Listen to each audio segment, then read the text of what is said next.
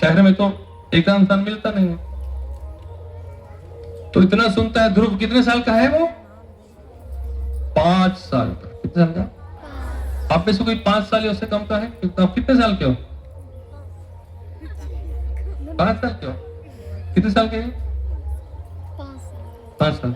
इतनी उम्र का बच्चा, ठीक है। तो 5 साल का बालक चल पड़ता है जंगल में। जंगल भी भयानक जंगल, भगवान विष्णु को ढूंढने। तो जैसे ही नारद मुनि को पता लगता है कि मनु का वंशज है, उत्तानपाद का पुत्र विष्णु को ढूंढने जा रहा है, बड़े खुश हो जाते हैं। नारद मुनि बड़े खुश होते हैं, कोई भगवान को पाना चाहता है, तुरंत वहां पहुंच जाते हैं। गुरु असलियत में खुश होता है जब शिष्य भगवान की भक्ति में आगे बढ़ना चाहता है। जब शिष्य गुरु से धन संपत्ति सब कुछ मांगते तो गुरु इतना प्रसन्न नहीं होता। असली गुरु तभी प्रसन्न होता है जब हम भक्ति में आगे बढ़ना चाहते हैं। तो तुरंत ध्रुव महाराज के पास पहुंच जाते हैं और उसके सिर पे अपना हाथ रख देते हैं, आशीर्वाद देते हैं, कल्याण हो। तो प्रणाम करते हैं, बोलते हैं बेटा आप कहां जा रहे हैं? ध्रुव गुस्से में, मुझे विष्णु को प्राप्त करना है। खुश हो जाते हैं, विष्णु को प्राप्त करना, थोड़ा परीक्षा लेता हूं। थोड़ा परीक्षा लेते हैं नारद मुनि। बोले अरे ये तुम्हारी खेलने की उम्र है, खेल खेल में लड़ाई होती है, फिर सुलह हो जाती है। रोज खेलते हैं बच्चे, रोज लड़ाई होती है।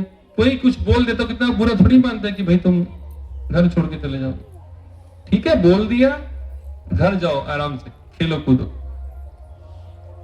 चुप रहता तो कुछ नहीं बोलता और बिल्कुल क्रोध में, सुना ही नहीं ऐसा लगता है। फिर नारद मुनि ज्ञान देते हैं कि बेटा जो मान होता है, जो अपमान होता है, ये तो कर्मों के कारण होता है। बात सत्य है। हमें ये समझना चाहिए अगर हमारा अपमान हुआ है तो हमारे कर्मों का फल है। हाँ, लेकिन ये नहीं कि कोई मार रहा है तो हाँ मेरे कर्मों का फल है। हमें मार से बचने का प्रयास करना है। सेल्फ डिफेंस हमें अलाउड है, वो पाप नहीं है।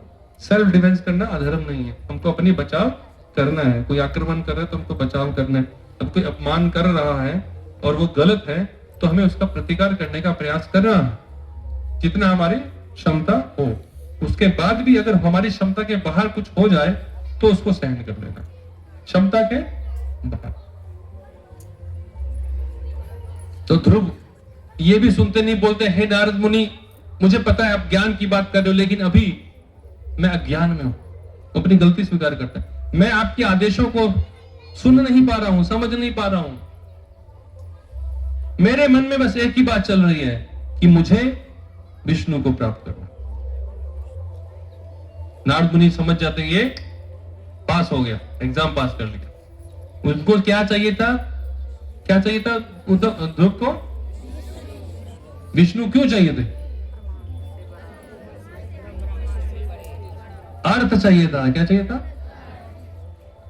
शुद्ध भक्त नहीं थे, कुछ मांगने के लिए भगवान के पास गए। अर्थार्थी ध्रुव क्या उदाहरण है? अर्थ मांगने वाले भक्त हैं।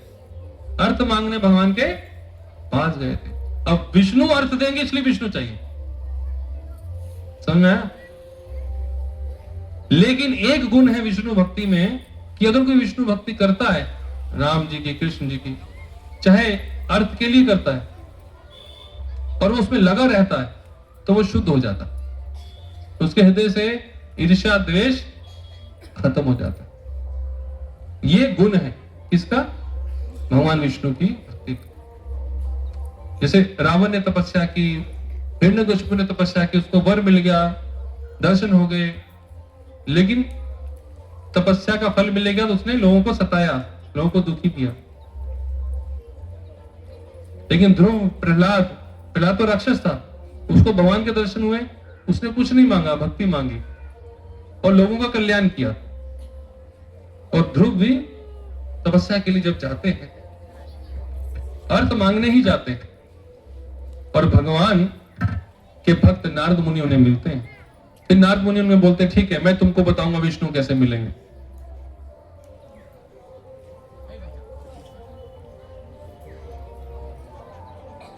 मैं तुम्हें बताऊंगा कि विष्णु कैसे मिलेंगे।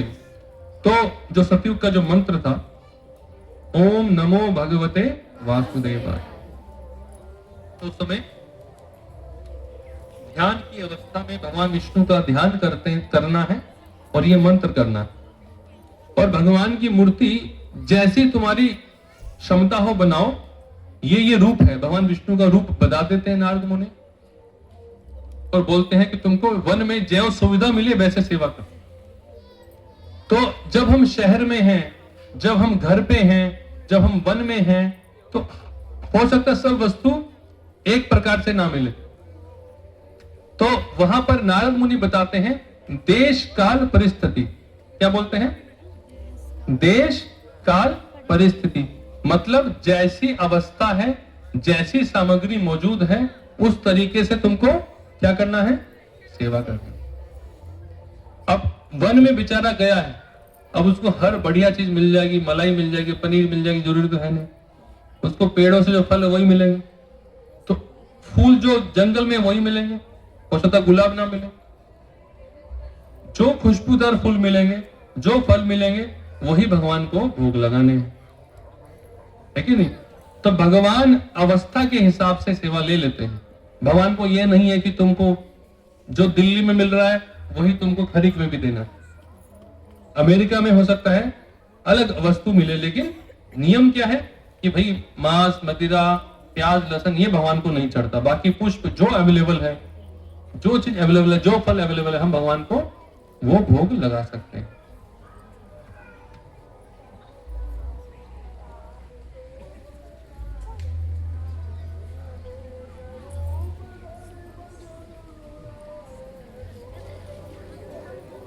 तो आपको जो अवस्था, जो सामग्री मिले, आपको उससे भगवान की सेवा करनी है। अब छोटा 5 साल का बालक भगवान विष्णु की मूर्ति बनाता है मिट्टी से। जैसे हम बनाए यहाँ पे वैसे तो नहीं बना पाए होंगे, पेंट भी नहीं कर पाए होंगे, है कि नहीं? पर बनाई और रोज उनकी पूजा की और मंत्र उच्चारण किया, ओम नमो भगवते वासुदेव। अब उनके पास तपस्या का आदेश था, कैसे करनी है वो उन्होंने अपने दिमाग को लगाया। जितनी उन्होंने कर सके उन्होंने की। पहले महीने वो केवल हर रोज फल खाते, जो फल कुछ थे। फिर उन्होंने उसके बाद में पत्ते खाए, फिर जल, फिर ऐसा ऐसा करके वो घटाते रहे। फिर एक समय आया वो केवल एक दिन में एक बार वायु पीते थे, बस एक दिन का हो गया। फिर अंतिम समय 6ठे महीने, 6 महीने तक उन्होंने ऐसा किया। 6ठे महीने में उन्होंने वायु भी रोक दी और भगवान के पूर्ण ध्यान में चले गए, समाधि में चले गए, और भगवान विष्णु उनके हृदय में प्रकट हो गए। और जैसे उन्होंने वायु रोकी, पूरे संसार की वायु रुक गई। सब लोग दुखी हो गए, तड़पने लगे, देवता लोग तड़पने लगे और भगवान विष्णु के पास पहुंचे कि भगवान बचाओ बचाओ बचाओ। बोले कोई दिक्कत नहीं, मेरा भक्त है स्पेशल, मेरी भक्ति कर रहा है, मैं जाता हूं, उसको दर्शन देता हूं। और भगवान ध्रुव के सामने पहुंचे और ध्रुव को दर्शन देने के लिए जब पहुंचे तो ध्रुव तो आंखें बंद किए हुए था, क्योंकि उसको अंदर ही भगवान के दर्शन हो रहे थे। पूरे आनंद से वो भगवान का ध्यान कर रहा था। चतुर्भुज, शंख, चक्र, गदा, पद्म, पीले कलर के भगवान ने वस्त्र पहने हैं, धोती पहनी है, चमचमाती धोती पहनी है। भगवान का कलर बिल्कुल मेघ, जो बादल होता है जिसमें बारिश का पानी भरा हो, उसके कलर जैसा भगवान का कलर है। मुकुट पहना हुआ है, 4 भुजाएं हैं, एक शंख, चक्र, गदा, पद्म, पद्म मतलब कमल, 4 हाथों में 4 वस्तुएं हैं, और गले में कौस्तुभ मणि है, वैजयंती माला है, और बहुत सुंदर आंखें हैं, कमल की जैसी आंखें हैं। तो ऐसे भगवान का दर्शन कर रहा होता, भगवान सामने आ जाते हैं, वो आंखें खोलता ही नहीं है, तो भगवान स्विच ऑफ कर देते हैं, दर्शन बंद हो जाता है। जैसे दर्शन बंद होता है घबरा जाता है, क्या हुआ? ऐसी आंखें खोलता देखता, जो अंदर थे वो बाहर खड़े, खुश हो जाता है, रोने लगता है। और उसमें वर्णन आता है कि उसकी सारी इंद्रियां जाग जाती हैं। क्या हो जाती हैं? अभी हमारी कितनी इंद्रियां हैं? 5 ज्ञान इंद्रियां हैं, 5 कर्म इंद्रियां। अभी सो रही हैं मतलब अभी हम भक्ति में सोए हुए हैं और ये इंद्रियां भगवान की सेवा में नहीं लगी, इसलिए सो रही हैं। ध्रुव की इंद्रियां जाग जाती है मतलब भगवान की सेवा में लग जाती है। फिर वर्णन आता है कि ध्रुव भगवान के रूप को आंखों से पीते हैं। अरे पीना तो पानी से होता है, पानी जो पानी पीते हैं ना, एक धार बिल्कुल गटक गटक गटक जैसे पीते हैं, रुकते नहीं है। बहुत प्यास लगी है, पीते जाते हैं ऐसे। वो ध्रुव लगातार एक टक आंखों से बिना आंखें झपकाए देखता रहता है और भगवान के रूप को अपने हृदय में उतार लेता है। भगवान की कथा को भी हम कानों से सुनते नहीं, क्या करते हैं? पीते हैं। क्या करते हैं? पीबतम भागवतम रसमालयम। पीबतम श्रीमद् भागवतम के पहले स्कंद में वर्णन है कि श्रीमद् भागवतम को क्या करना है? कानों से पीना है और भगवान के रूप को आंखों से पीना है। आंखों से पीने का मतलब है अगाध, बिना रुके, एक टक, आंखों से एक टक देखते हैं हम, है ना? उसको बोलते हैं भगवान के रूप को पीना। भगवान की कथा को पीना है, रस को पीते हैं। भगवान के रूप में भी रस है, आनंद है। तो ध्रुव महाराज भगवान के दर्शन करते हैं, बड़े खुश हो जाते हैं और सब कुछ भूल जाते हैं, क्या मांगने आया था, शुद्ध हो जाते हैं। भगवान बोलते हैं, हे ध्रुव मांगो, क्या मांगने आए थे? अब ध्रुव को इतना शर्म आती है, बोले मेरे को याद ही नहीं मुझे क्या मांगना था। बोले नहीं, मेरे पास कोई आया है और मैं उसको इच्छा पूरी ना करूं, ये नहीं हो सकता। बोले हे भगवान, मैं कांच के टुकड़े ढूंढने निकला था। क्या निकला था? मुझे हीरा मिल गया, मैं कांच के टुकड़े क्यों मांगूंगा? स्वामी कर्तार्थ वरम न याच। हे स्वामी, मैं कर्तार्थ हो गया, मुझे सब कुछ मिल गया, मुझे वर नहीं चाहिए, मुझे वर नहीं।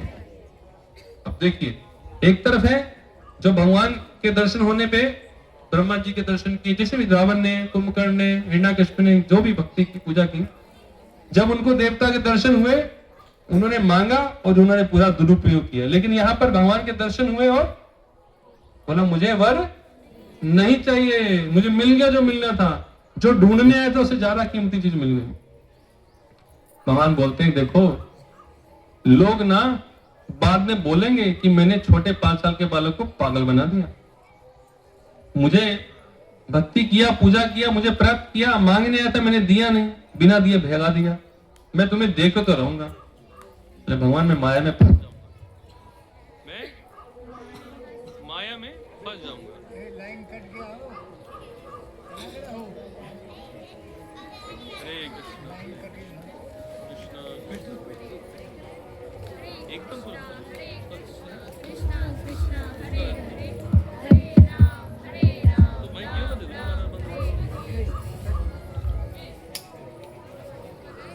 हरे कृष्णा कृष्णा कृष्णा हरे हरे हरे राम राम राम हरे हरे हरे। तो बोलते मुझे कुछ नहीं चाहिए, भगवान बोलते नहीं मैं तो देख के रहूंगा, मैं माया में फंस जाऊंगा, मैं माया में फंस जाऊंगा। भगवान बोलते हैं मैं गारंटी लेता हूं तुम्हारी, तुम माया में नहीं फंसोगे। भगवान अगर गारंटी ले ले तो फिर बातें क्या? भगवान कहते हैं कि तुमको 36,000 साल, कितने साल? 36,000 साल। या तो 5 साल किसी को विधायकी मिल जाए तो पागल हो जाता। कितने साल? 36,000। पृथ्वी का चक्रवर्ती सम्राट बनाता हूं। किसका? खरी का नहीं, भागलपुर का नहीं, बिहार का नहीं, भारत का। कहां का? पृथ्वी का। कितने साल के लिए? 36,000 साल का चक्रवर्ती सम्राट बनाता हूं। और तुम कभी बूढ़े नहीं होगे। मान लो उम्र हो जाए 500 साल, लटक रहे हैं, क्या फायदा? खाया नहीं जाता, कुछ डाइजेस्ट नहीं होता, चला जाता नहीं है, उतनी उम्र का क्या फायदा? 36,000 साल उम्र मिलेगी और तुम बूढ़े नहीं होगे, तुम्हारी इंद्रियां हमेशा सक्षम बनी रहेंगी। ये आशीर्वाद दिया। तुम कभी बूढ़े नहीं होगे, तुम कभी माया में फंसोगे नहीं, ये भी आशीर्वाद दिया। तुमको हमेशा याद रहेगा कि तुम मेरे दास हो, और तुम कभी भी अपने आप को स्वामी नहीं मानोगे, अहंकार नहीं करोगे, तुम कभी माया में नहीं फंसोगे। ये आशीर्वाद दिया। और 36,000 साल के बाद तो ये तो पृथ्वी का चक्रवर्ती सम्राट बनाया। उसने मांगा क्या था? क्या मांगा था? अपने दादा से, ब्रह्मा जी से भी। ये पृथ्वी तो बहुत छोटी है, तो ये तो कुछ नहीं दिया। हरि हरि हरे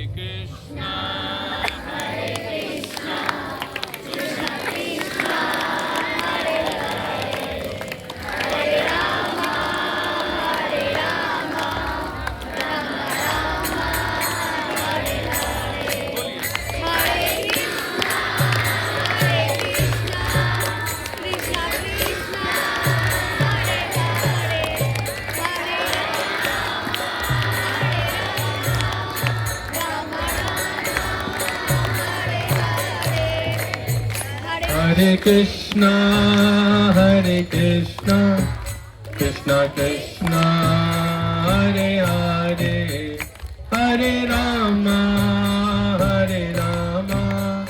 राम राम हरे हरे। बोलिए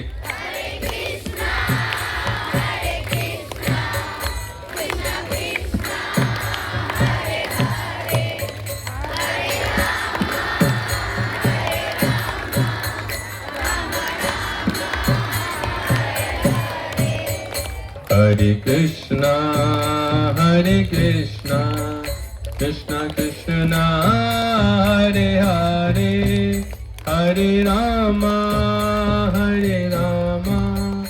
राम राम हरे हरे। बोलिए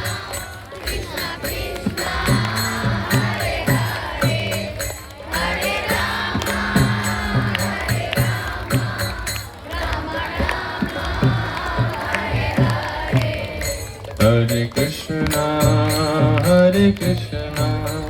कृष्णा कृष्णा हरे हरे हरे राम राम राम हरे हरे।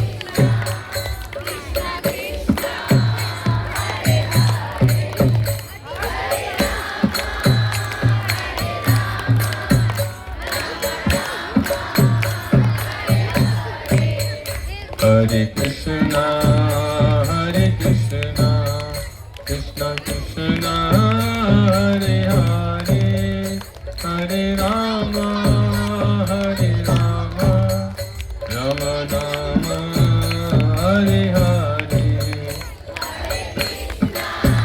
हरे कृष्णा कृष्णा कृष्णा हरे हरे हरे राम राम राम हरे हरे। हरे कृष्णा कृष्णा कृष्णा हरे हरे हरे राम राम हरे हरे।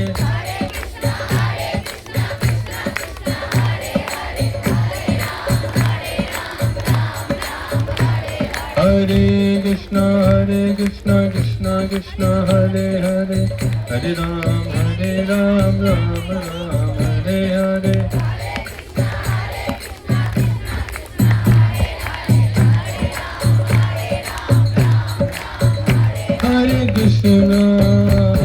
हरे कृष्णा कृष्णा कृष्णा हरे हरे हरे राम राम हरे हरे।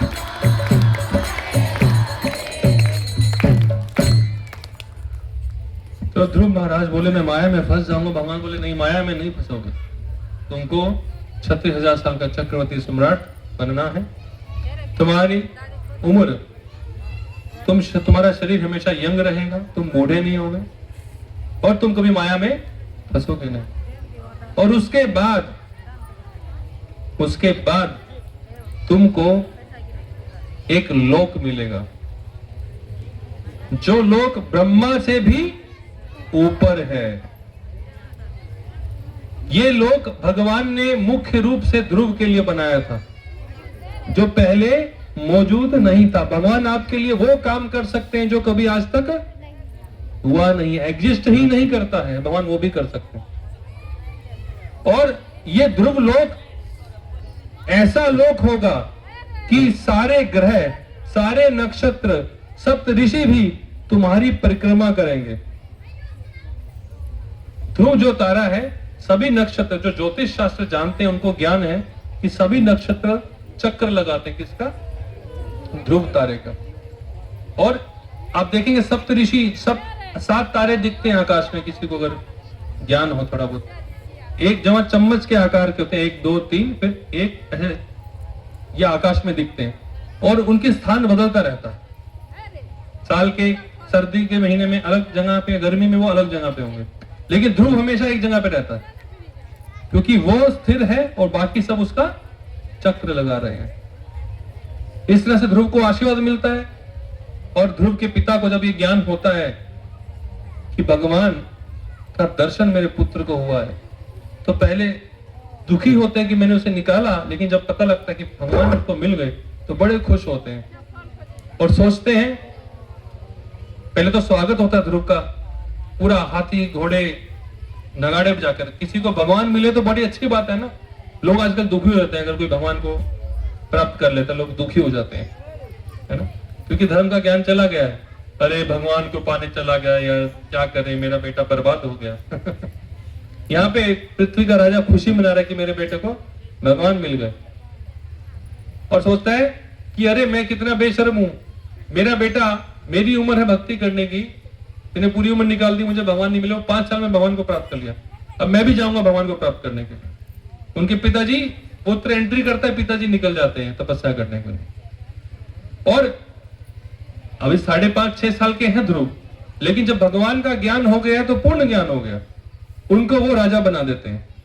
अब तुम संभालो, अब वो संभालते हैं राज्य।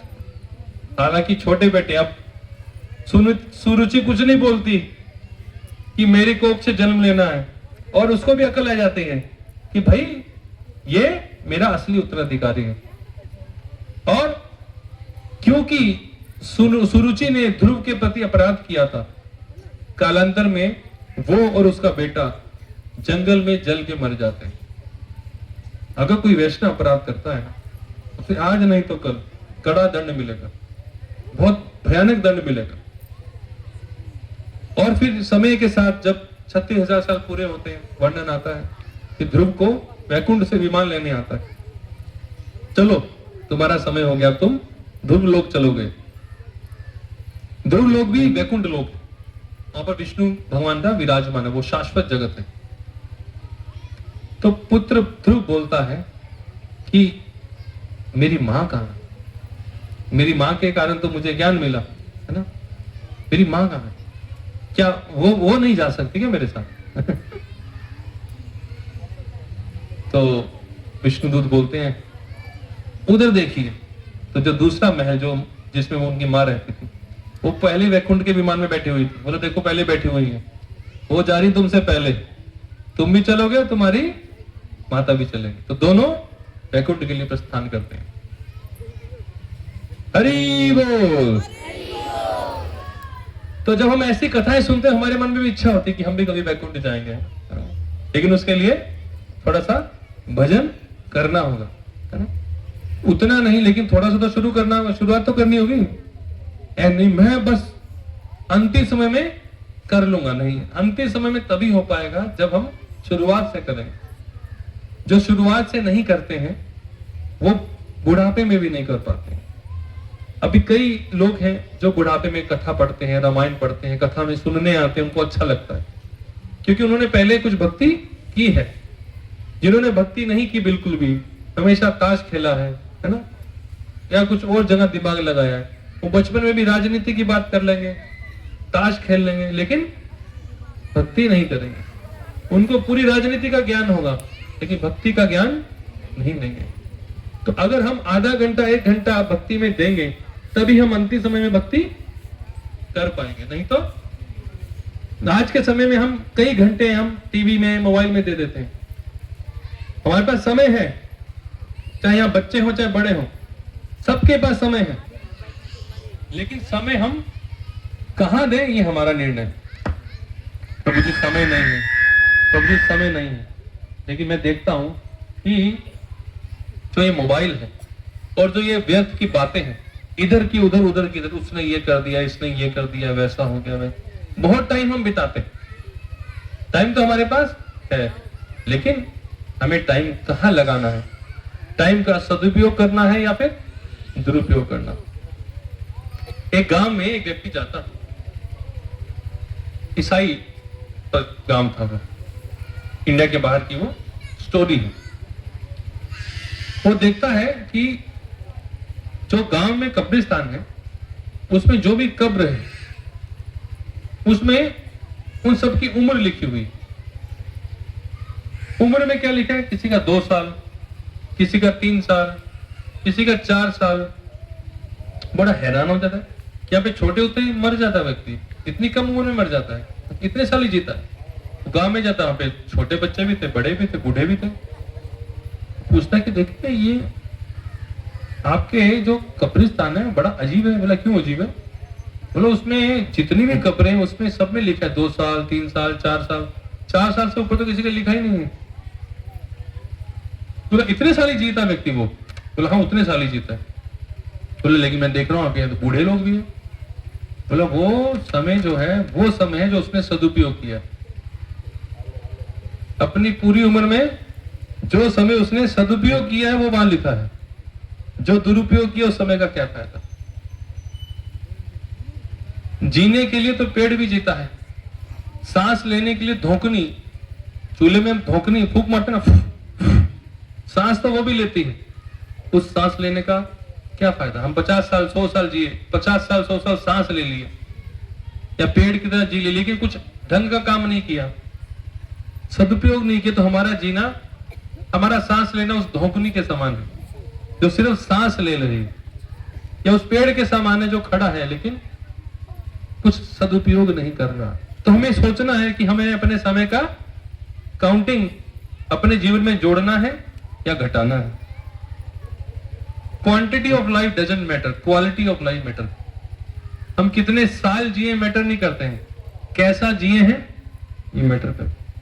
तो अपने जीने की क्वालिटी को बढ़ाना है, अच्छा व्यक्ति बनना है, अच्छे गुण विकसित करने हैं, किसी के काम आ सके, भगवान के लिए कुछ कर सके, है ना। ये हमें हमारी सोच डेवलप करनी है।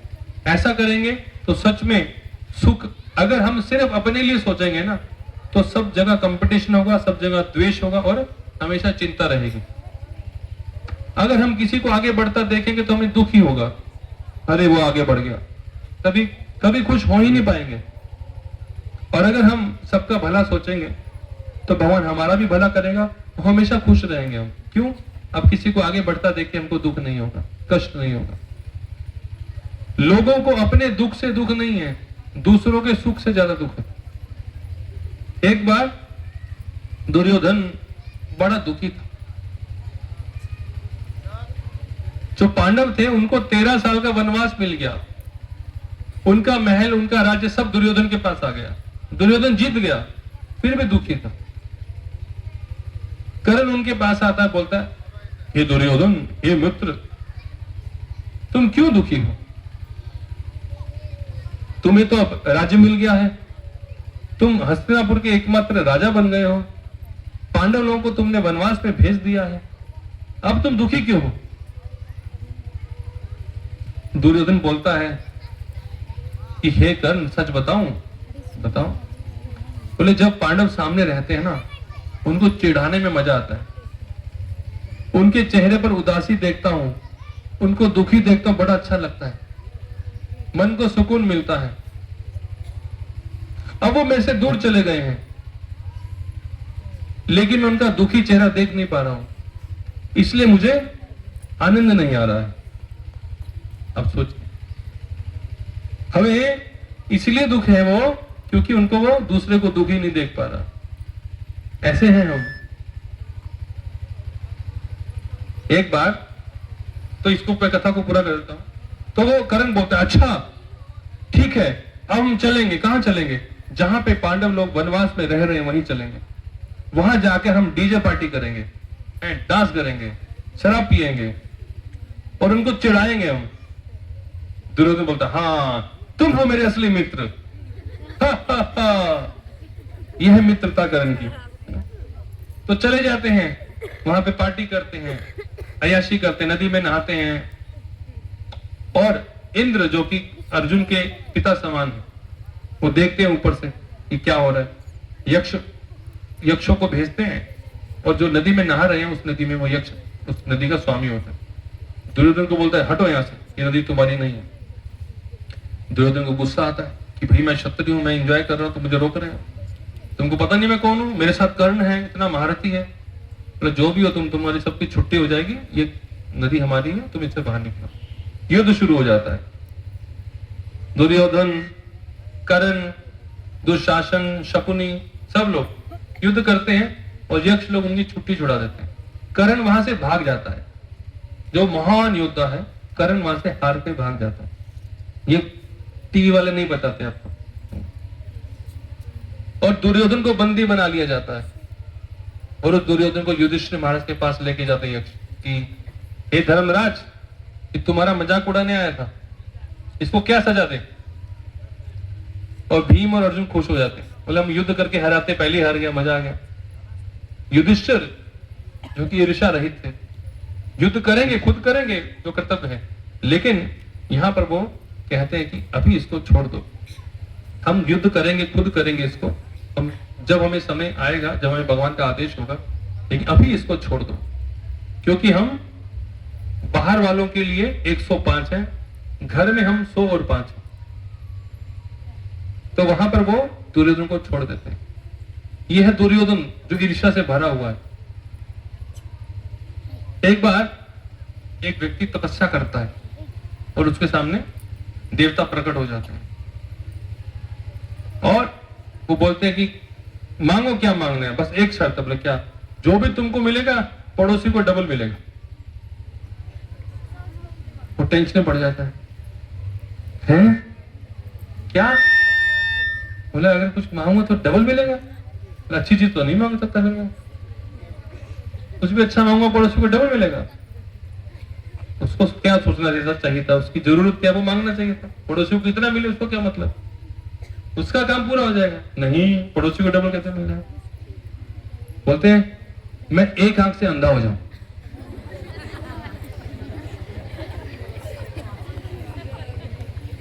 अब सोचिए, पड़ोसी को दुख देने के लिए तुम भी तो दुखी हुए, एक आंख से अंधे हो गए। खुशी है क्यों? पड़ोसी अंधा हो गया। सोचिए कैसी सोच है हमारी, कैसी सोच है हमारी। अगर हमारे पास धन आ भी जाएगा तो भी सुखी नहीं हो पाएंगे अगर ऐसी सोच रखते हैं। वामन देव जी बोलते हैं कि अगर पूरी पृथ्वी का धन भी आ जाए, अगर मन नियंत्रित नहीं है तो शांति नहीं मिलेगी। तो हमें ये सोचना चाहिए कि हम क्या ढूंढ रहे हैं, हम जो कार्य कर रहे हैं क्यों कर रहे हैं, जो नौकरी कर रहे हैं, पैसा कमा रहे हैं, उसका उद्देश्य क्या है? जरूरत पूरी करना है ना। अगर जरूरत पूरी हो गई तो धर्म का कुछ काम करो, किसी की कुछ मदद करो, है ना, किसी भूखे को खाना खिला दो। अब जब ग्रह दोष आते हैं ना, लोग ढूंढते हैं चींटियां कहाँ है, काला कुत्ता, शनिदेव बता काला कुत्ता का उसको खाने के खिलाने के लिए ढूंढते हैं कि शनि शांत हो जाए, चींटियों को खिलाते हैं बुध शांत हो जाए। एक्चुअली देवी देवता यही चाहते हैं कि आप दूसरों के लिए भी सोचो कुछ। आप सब अपने से, अपने खोखले, अपने घोंसले से थोड़ा बाहर देखो, दुनिया है ना। जो दूसरों के लिए सोचता है, दूसरा को कुछ भला करता है ना, वो कम से कम वो मानव कहलाता है। नहीं तो जानवर अपने लिए जीता है कि नहीं। और उससे ऊपर है जब हम भगवान के लिए जीते हैं, क्योंकि जब भगवान को हम केंद्र मान लेते हैं तो पूरा समाज हमारा घर हो जाता है। जब भगवान एकमात्र पिता है तो सब जीव जंतु मनुष्य क्या है? भगवान की संतान है, सब हमारे भाई हैं। तो हम किसी से द्वेष कर ही नहीं सकते, हम सबका भला चाहेंगे। श्रील प्रभुपाद कहते थे कि 10 किलोमीटर तक अगर क्षमता हो तो कोई भूखा नहीं सोना चाहिए मंदिर पे। क्यों? जब जीव भगवान से प्रेम करता है तो सबसे प्रेम करता है, और जो अपने से प्रेम करता है तो बस मैं और मेरा, और बाकी से द्वेष। इसलिए पहले ये समझना है मैं कौन हूं, भगवान कौन है, और भगवान से जुड़ने का तरीका क्या है। कलयुग में क्या तरीका है? हरे कृष्णा कृष्णा कृष्णा हरे हरे, हरे राम राम राम हरे हरे। तो ये हमने कथा सुनी इनकी, ध्रुव महाराज। अभी हम एक और कथा चर्चा करेंगे। नारद मुनि और व्यासदेव, श्रीमद् भागवतम की कथा है। भागवतम कैसे आई? वेद व्यास कौन है? महाभारत की जो रचना है, ये आपका ज्ञान सही है पर इनकम्प्लीट। वेद व्यास जी ने जितने शास्त्र हैं सबकी रचना की, केवल महाभारत की नहीं। जितने भी वेद हैं, जितने भी शास्त्र हैं, जितने भी पुराण हैं, उनकी रचना किसने की है? और लिखा किसने है? गणेश जी ने। लिखा है गणेश जी ने और बोला है वेद व्यास जी। रचना मतलब उन्होंने बोला है तो गणेश जी ने लिखा। हुआ ऐसा था कि उन्होंने बोला कि इतना कुछ है, मैं सब लिख नहीं पाऊंगा, मुझे एक राइटर चाहिए, मैं बोलता रहूंगा कोई लिखता रहेगा। तो गणेश जी बहुत अच्छा राइटर है, बहुत फास्ट लिखते हैं। तो गणेश जी बोले एक शर्त, अगर आप रुक गए तो मैं भी रुक जाऊंगा, फिर दोबारा नहीं लिखूंगा। तो वेद व्यास जी बोलते ठीक है, लेकिन आपको लिखना तभी जब समझ में आ जाए। अच्छा, तो समझने में टाइम लगता है। वेद व्यास जी बोलते थे और कुछ घुमा देते थे, तो गणेश जी सोचते रह जाते थे, फिर वो अगली बात बोल देते थे। इस तरह से सारे शास्त्र लिखे गए। अब वेद व्यास जी ने सारे शास्त्र लिख दिए और वो बैठे हैं बद्रिकाश्रम। उनके गुरु हैं नारद मुनि। नारद मुनि गुरु हैं। नारद मुनि ध्रुव के गुरु हैं, प्रहलाद के गुरु, सबके गुरु। तो वेद व्यास जी सारे शास्त्र लिखने के बाद सोच में पड़ जाते हैं। उनको लगता है कि भाई कुछ कमी है, मेरे जो ग्रंथ है उसमें कुछ कमी है। उन्हें लगता है, असंतुष्टि महसूस होती है कि क्या कमी है, क्या कमी है, सोचते रहते और मायूस हो जाते हैं। अभी जब मायूस होते हैं तो नारद मुनि वहां पहुंच जाते हैं। नारद मुनि जब आते हैं, वेद व्यास जी को प्रणाम करते हैं, सम्मान देते हैं। गुरु जी आए हैं मेरे द्वार पर, उनके चरण धोते हैं, उनके चरणों में बैठ जाते हैं। हे गुरुदेव, आप मेरे आश्रम में आए, मेरा सौभाग्य। नारद मुनि उनको कहते हैं कि हे वेद व्यास, तुम तो बड़े विद्वान हो, तुमने सभी शास्त्रों को लिखा है, फिर भी तुम इतने दुखी क्यों हो? नारद मुनि समझ जाते हैं दुखी। अब वेद व्यास जी जो कि इतने वेदों को लिखा है, इतने ज्ञानी हैं, उन्हें गुरु के सामने कोई घमंड नहीं है। बोलते हैं गुरुदेव, आप तो सूर्य के प्रकाश के समान हो, आपको सब सही गलत में भेद है, आपको पता है क्या सही क्या गलत है।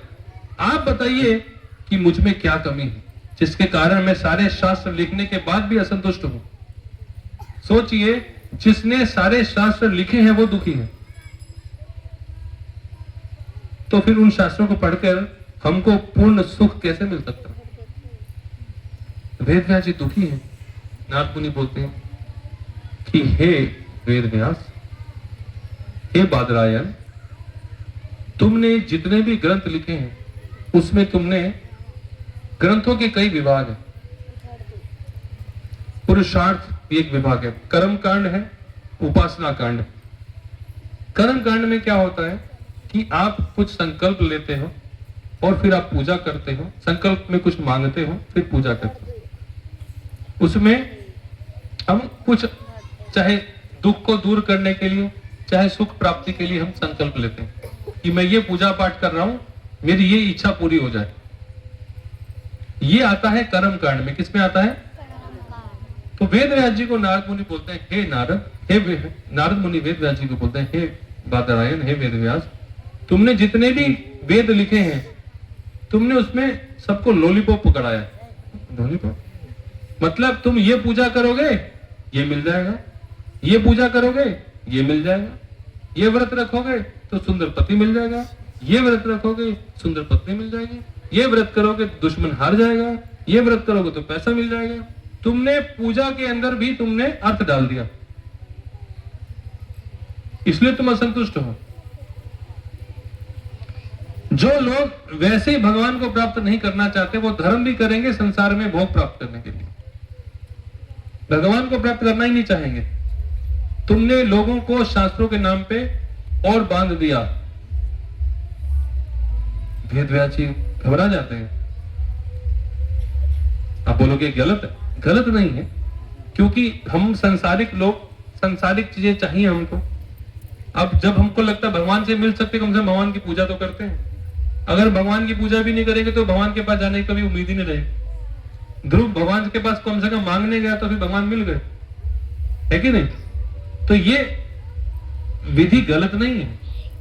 कम से कम भगवान की पूजा करना शुरुआत तो करता है व्यक्ति मांगने के लिए, है कि नहीं? तो ये पूरी तरह से गलत नहीं है। लोगों को भक्ति में लगाने के लिए, भगवान से जुड़ने के लिए ये जरूरी है। लेकिन यही अगर सिर्फ बता देंगे, असली चीज नहीं बताएंगे तो व्यक्ति भगवान के बारे में कभी समझ ही नहीं पाएगा, है कि नहीं? तो वेद व्यास जी कहते कि मुझे समझ आ गया, मैं करूं क्या?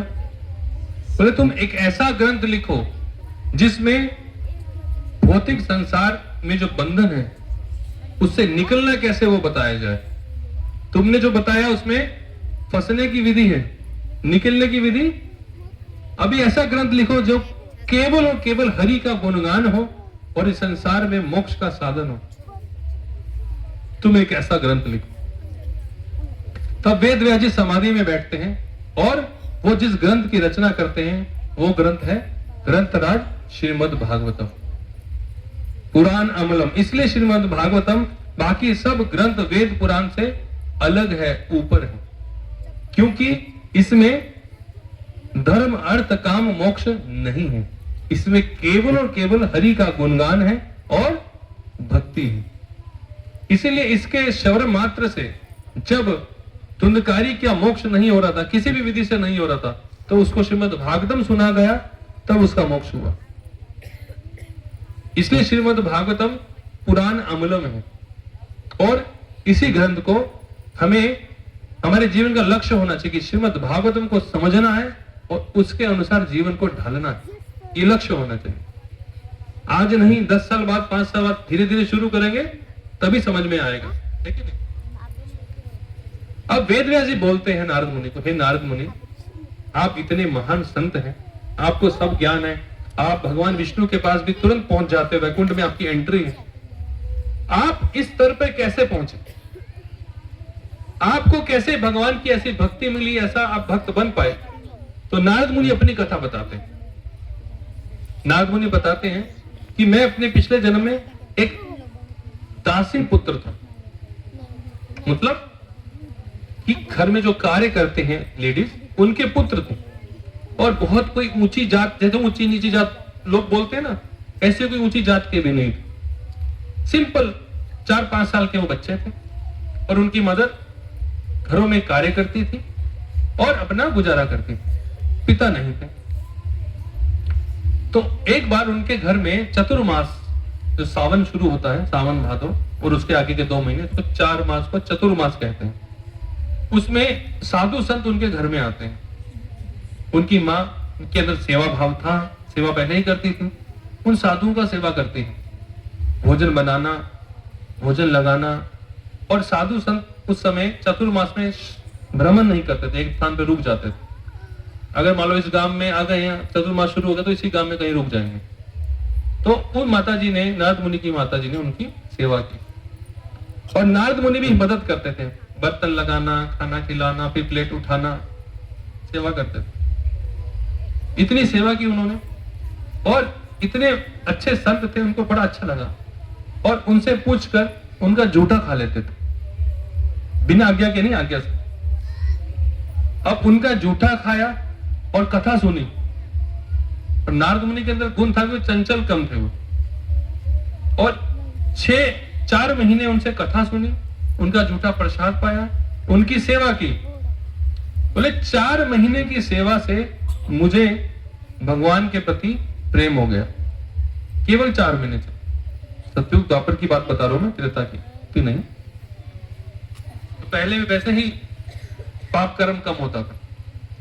और मुझे इतना भगवान से प्रेम हो गया, फिर वो चतुर्थ मास के बाद वो ब्राह्मण, वो संत चले गए।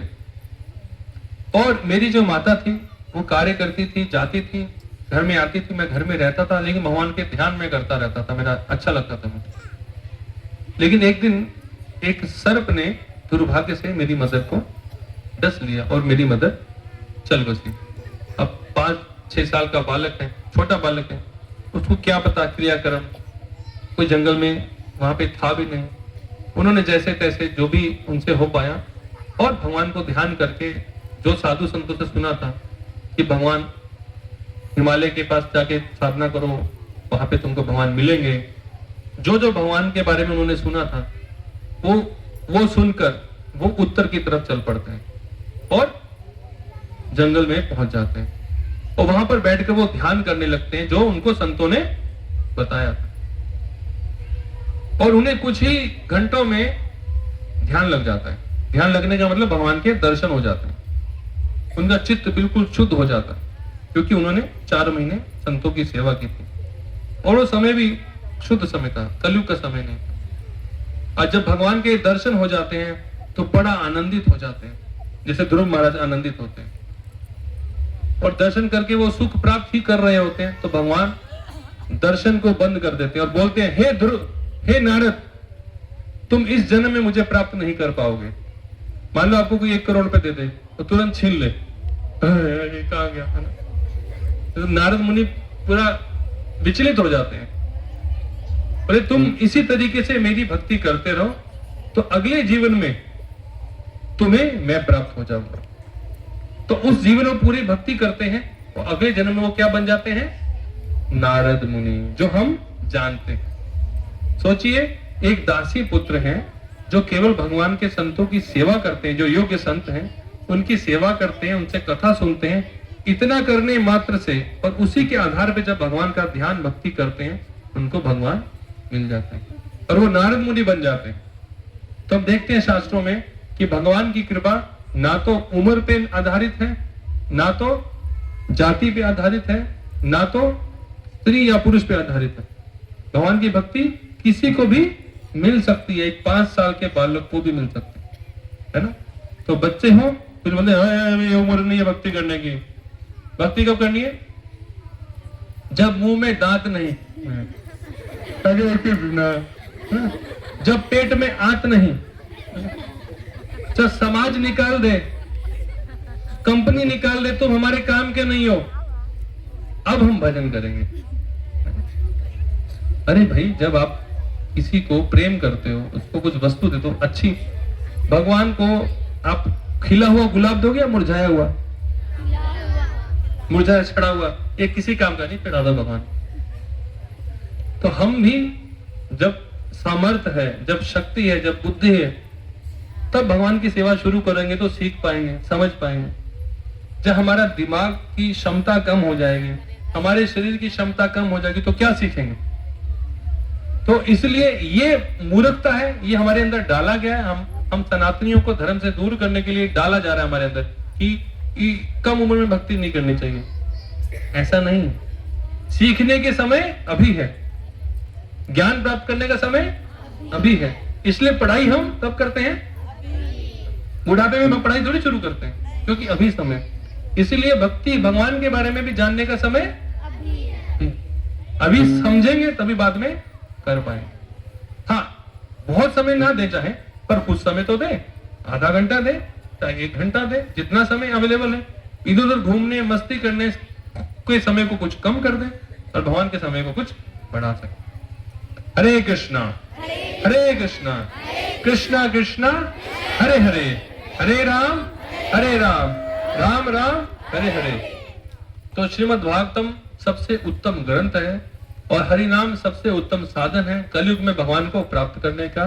धन नहीं है तो तुलसी पत्ता चढ़ा दो, है ना, गंगा जल चढ़ा दो।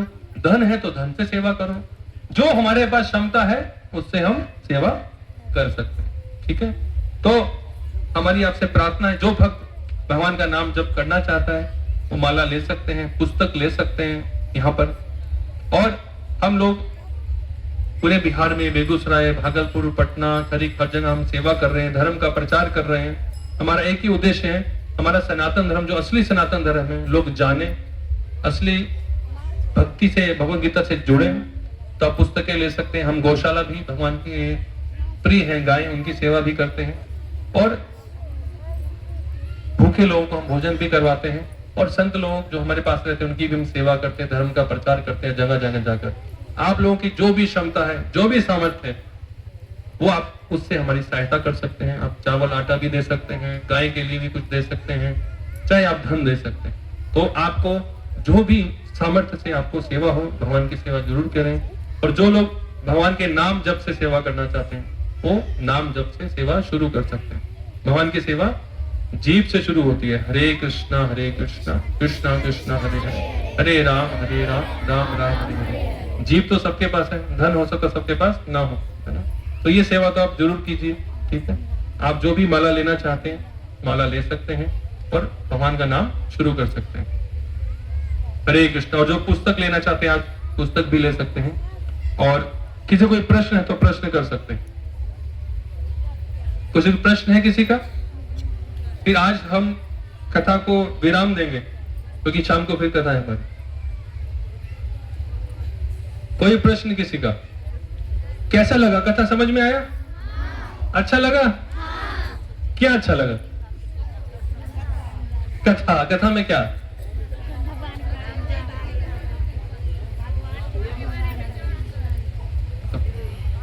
तो कुछ सबको एक एक पॉइंट याद रखना है ना कि मुझे इसमें ये पॉइंट मिला, अच्छा मैं ये जीवन में ये अपनाऊंगा या अपनाऊंगी, है ना। तो अच्छा लगने का फायदा होगा। अच्छा लगा फिर भूल गए, जीवन में कुछ बदलाव आना चाहिए। हाँ, कुछ प्रश्न था किसी का?